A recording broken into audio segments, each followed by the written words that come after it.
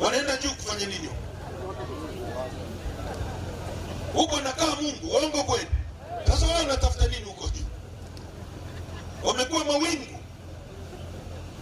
Tuna matatizo, na matatizo yetu ni ya kutengeneza.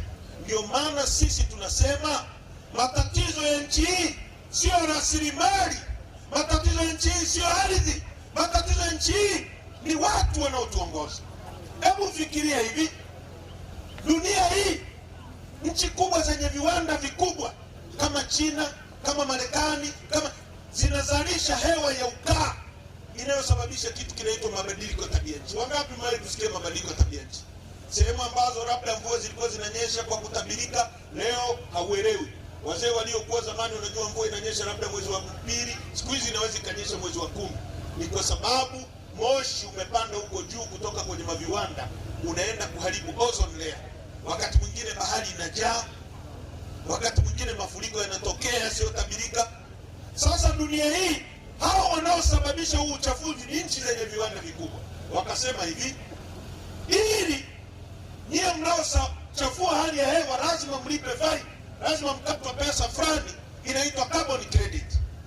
Alafu hiyo pesa ilipo kwa nchi ambazo zina misitu mingi, ambazo zenyewe zinasafisha, zinatoa miti inayotoa oksijeni ya kupambana na huo uchafuzi mnaofanya. Tanzania ni miongoni mwa nchi ambazo tuna misitu mingi, tukaqualify kuingia mle. Sasa serikali yetu ikaambiwa na Saudi Arabia kwamba tunaomba tusaini mkataba kwamba hii misitu ni ya kwetu, alafu sisi tuwe tunawakusanyia, alafu tunawapa, tunagawana. Mama akaingia mkataba. Sasa leo misitu ya Tanzania inasomeka ya Saudi Arabia, wao ndio wanakusanya pesa, alafu wanakuja kutugawia. Unaelewa ninachokizungumza? Kama kilichofanyika kwenye bandari, imegawiwa kwa Waarabu wa Dubai. Dubai mwaka 61 walikuwa na watu 70,000 shehe. Mzee amesema nyie mko na kingapi? Hii wilaya yenu mko na 4. Yaani nyie ni wengi kuliko Dubai ilivyokuwa mwaka 61. Walikuwa 70,000. 70,000 mwaka 61.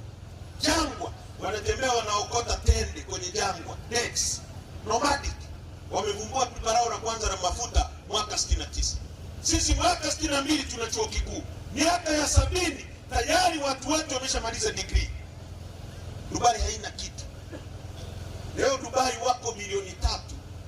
Sisi tuna bahari, tuna bandari, tuna mlango wa bahari ambao leo Kongo, ili mtu aendeshe gari Kongo lazima lipite kwenye maji yetu. Mungu katupa bure. Ili grade iende Kongo, huwezi kupakia kwenye lori, huwezi kupakia kwenye ndege ukairusha kutoka huko, lazima ipite kwenye maji, kwenye bahari. Tunazungukwa na nchi 8 landlocked: Kongo, Zambia, Malawi, Rwanda, Burundi, Uganda, zote zinatutegemea sisi katika maisha yao. Maji katupa bure Mungu. Wewe unachohitaji ni kujenga gati. Gati ni kama stendi. Meli kiji kapaki pale, wewe umeingiza hela. Eti sisi hatuwezi kukaa pale tukusanye hizo fedha. Tumempa Mwarabu wako milioni 3, sisi 63. Hatuwezi. Tumempa yeye na tukusanyie. Si kama mnaelewa? Hivi mnaelewa vizuri nyie watu nyie? Sasa tukisema tuna matatizo kwenye nchi ya uongozi, tunakosea. Mnaelewa kwa nini wanaogopa tusije kuzungumza na nyie? Yanayowatisha ni haya.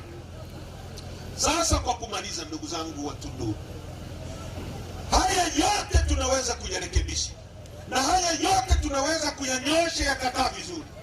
Tunachohitaji ni uchaguzi huru na haki na unaoaminika. Uchaguzi huru, haki na unaoaminika. Na sisi tumesema hatutakwenda kwenye uchaguzi wowote bila kwanza sheria kubadilishwa. Tumeelewana vizuri? Kwa tumesema no reforms, no election. Tulieni, msiogope bana. Mbona mnaangalia hao, acha waondoke waende wanakoenda bana. Sisi hapa tunakamua mpaka muda tunaotaka sisi wenyewe.